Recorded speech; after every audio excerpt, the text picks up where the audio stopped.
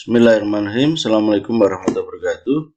Saya Faisal Rusdianto dari IAIN Salatiga.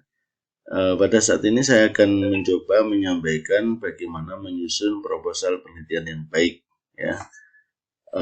Dalam kasus ini saya akan menampilkan poin-poin penting, ya, poin-poin penting yang harus ada dalam proposal skripsi. Ya. Yang pertama, problem of the study. Yang kedua, objective of the study.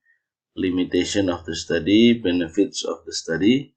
Kemudian definition of key terms. Kemudian method of the study. Technique of data analysis. Validity of the data. Graduating paper outline. Kemudian references. Ya. Ini paling tidak 10 item penting yang harus ada atau wajib ada. Ya. Nah, ini saya contohkan salah satu skripsi yang bagus dari mahasiswa saya, An Analysis of Speech Act on Commentary section of Muniba Mazari YouTube channel, ya, a graduating paper. Ya, akan saya tampilkan proposalnya sekaligus full text-nya. Ya, untuk full text-nya bisa dilihat di repository Perpus IAIN Salatiga Acid. Ya, ini karena sudah lulus. Ya.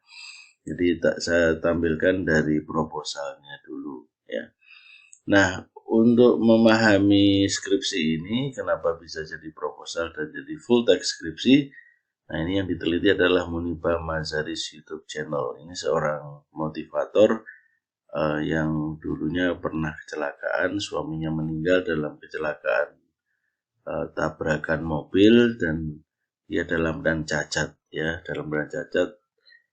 Tulang kakinya, tulang pinggul pinggangnya patah semua, ya. Ya, jadi dia harus memakai kursi roda, ya. Tapi dia tidak pernah berhenti untuk berjuang dan tidak putus asa, ya. Nah, dilihat dari video-videonya, ya, ada yang sampai 1,2 juta, ya. M ini million, juta, ya. Ada yang ribuan, ada yang jutaan. Nah, karena banyak sekali video yang ditampilkan, ya, saya suruh mahasiswa itu pertama untuk membuat semacam listing, ya, grouping listing. Video yang terbanyak itu 3,7 juta. Judulnya Everything Happens for a Reason, ya. Yang 2 juta itu Glass is Half Full. Kemudian 1,2 juta Repaint Your Life with Muniba Mazari and Yanis Michael, ya. Yang lain-lain ini lumayan, ya, 857.000 dan 797.000, ya. Oke, jadi tentunya dengan banyaknya penonton, dimungkinkan banyak komentar-komentar, ya. Ya, jadi sangat ini, ya, komentar-komentarnya pun juga motivating, ya, saling motivating di antara mereka, ya. Ya, misalnya whenever bad things happen to us, we all ask why me, but when good things happen we never ask why me. Nah, ini bagus sekali, sangat inspiring, ya. Kemudian be grateful for what you have and you will always end up having more. Nah, ini jadi komentar-komentarnya sangat luar biasa, sampai dibilang Iron Lady of Pakistan, ya. Atau life is what happen when you're busy making other plans, ya. Oke, luar biasa, komentarnya banyak, bagus-bagus. Nah, ini kemudian saya suruh untuk membuat, karena yang diteliti adalah Speech Act atau tindak tutur, teorinya John Austin dan Searle. Nah, saya suruh membuat karena ada setidaknya 5 jenis tindak tutur, maka dibuat tipe yang pertama A1, tipe kedua A2, dan sebagainya, dan masing-masing data dikasih A1, A2, A3, ya. Dan sudah dikelompokkan, misalnya asertif, ya. Asertif itu semacam tindak tutur yang mengungkapkan fakta yang diyakini, sesuatu yang dia percaya. God is great and he makes everything beautiful in his time, not in our time. Yeah, nothing in the world is ever completely wrong. Even a stop clock is right twice a day. Yeah. But whenever bad things happen to us, we all ask why me. But when good things happen, we never ask why me. Jadi ini mengungkapkan fakta-fakta, ya, fakta-fakta. Coba saya pindahkan ke skripsi yang sudah dalam bentuk project proposal, ya. Jadi judulnya Analysis of Speech Act Comments, ya. Jadi analisis komentar-komentar, ya. Karena analisis perkataan speaker sudah banyak, sekarang bergerak ke komentar. Nah, ini ada background of study, ya.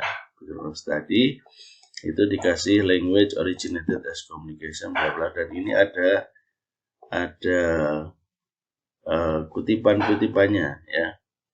Kalau saya klik find and replace, ya, tidak usah pakai Turnitin. Nah, ini ada di sini, ya, ada di sini kutipannya, ya. Kemudian communication is an exchange of facts, kemudian public figure based on bla bla bla, ya. As a public figure, what we said, bla bla. Jadi pengaruh dari, jadi bicara dari apa itu bahasa, apa itu fungsi komunikasi, apa fungsi tokoh dalam masyarakat, dan peran sosial media sebagai platform untuk membangun social network dan social relation. Dan siapakah Muniba Mazari? Ini dijelaskan di sini, ya, jelaskan di sini. Kemudian seberapa banyak penonton di YouTube channelnya, sebagai dia sebagai influencer. Nah, baru masuk di teorinya Speech Act by Austin, ya, 1962. Kemudian ada ini, ada several kinds of speech acts, ya. Jadi ada direktif, komisif, ekspresif, deklaratif, representatif, ya. Tadi yang representatif itu asertif, tadi itu sama, ya. Jadi kita harus tahu bahwa kadang tokoh-tokoh linguistik itu menyebutkan hal-hal yang berbeda untuk kasus yang sama. Nah, kemudian baru ada ini, ada background dari pemilihan, ya. Nah, problem of study bisa kita lihat, what are the classification of speech act found on comment of Muniba Mazari YouTube channel, and what is the most dominant, ya. Jadi yang ditanyakan adalah what, ya. What, how, and why. Jadi mestinya ada kata why di sini. Why gitu, tapi ini mungkin perlu dikembangkan oleh peneliti selanjutnya. Kemudian the objective of study itu to find out the classification of speech act of comment, ya, on Muniba Mazari's YouTube channel, ya, begitu. Kemudian to know the most dominant part of the speech act classification found in the comment Muniba Mazari. Jadi harus sama antara problem study dengan objective of study, ya. Jadi kalau di sini what are classification, what is the most dominant, maka to find out, diganti kata to find out and to know. Kemudian limitation of study dibatasi pada klasifikasi speech act pada video-videonya Muniba Mazari. Kemudian ada theoretical benefit dan practical benefit. Nah, ini harus hati-hati, ya.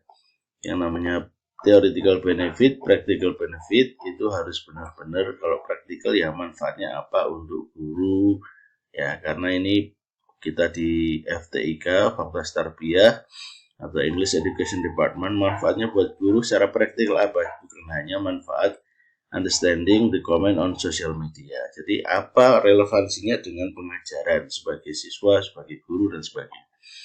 Yang definition of key terms itu menampilkan kata kunci, karena judulnya Speech Act pada YouTube comments, maka apa itu Speech Act, apa itu YouTube, apa itu comment, ya. Nah, ini ada referensi-referensi yang telah disiapkan, ya. Nah, kalau diklik seperti ini, Zou R. Nah, jadi ini bagus karena teliti dalam membuat referensi, ya. Nah, kalau diklik sini, nah langsung kembali ke body text, juga di reference. Kemudian method of study, ya. Jadi method of study itu tipenya adalah deskriptif kualitatif, ya. Nah, menurut Lambert, ya. Jadi bukan referensinya dari yang dalam negeri untuk sastra Inggris, ya. Nah, ini masih kurang lengkap, berarti harusnya ditampilkan di bawah, ya. Kemudian ada searching data, collecting data, jadi mencarinya memang lokasi penelitiannya di Muniba Mazari YouTube channel. Kemudian collecting datanya itu mencari 15 top comment, ya, komentar terbaiknya itu apa aja dari 5 the most popular video, ya. Kemudian technique of data analysis, ada searching the data, selecting the data, analyzing the data, ya. Ada metode padan, metode akih, ya. Di Indonesia sendiri ada metode padan itu metode inferential, jadi mencari faktor ekstra linguistik. Kemudian metode distributional itu metode melihat aspek intralinguistiknya. Ya, di sini disebutkan the referential pattern method, itu maksudnya referensi pakai faktor ekstra linguistiknya, ya. Nah, tapi ya diambil dari data-data kalimatnya. Nah, kemudian untuk menjelaskan memakai teorinya Searle, ya. Kemudian validitasnya itu menggunakan, nah ini salah-salah grammar gini ini harus diperhatikan. Theoretical triangulation, jadi lebih ke triangulasi teori, ya, teori. Kemudian ada graduating paper outline, itu ada chapter 1, chapter 2, chapter 3, chapter 4, ya. Chapter 4 ini mestinya ini ada yang salah, ya. Chapter 4 itu finding and discussion, ya. Nah, sedangkan chapter 5-nya adalah closure, ya. Jadi 5 bab itu, yang bab 1 adalah background of the study, problem of the study, objective of the study, limitation of the study, significance of the study, definition of key terms, and graduating paper outline. Chapter 2 itu theoretical frameworks. Dan ini juga perhatikan ini, ya, grammarnya, tensesnya. Dan chapter 3 research methodology, chapter 4 finding and discussion, ya, apa temuan Anda, dan discussion, ya. Jadi temuan penelitiannya apa, discussion itu pembahasan Anda. Yang mahal adalah pembahasan Anda dan kesimpulan Anda, ya. Jadi jangan hanya membuat analisis deskriptif, tapi what is the behind that, ya. Jadi bukan hanya what, bukan hanya how, tapi why, itu penting. Nah, referensinya semacam ini, diperhatikan untuk referensi kalau judul buku itu dicetak miring, ya. Tapi kalau jurnal itu, ini juga sebenarnya tidak boleh memakai huruf besar semua begini, ya. Jadi ini harusnya dibuat capital case, dan kalau ada kata preposisi itu juga mestinya huruf kecil, ya.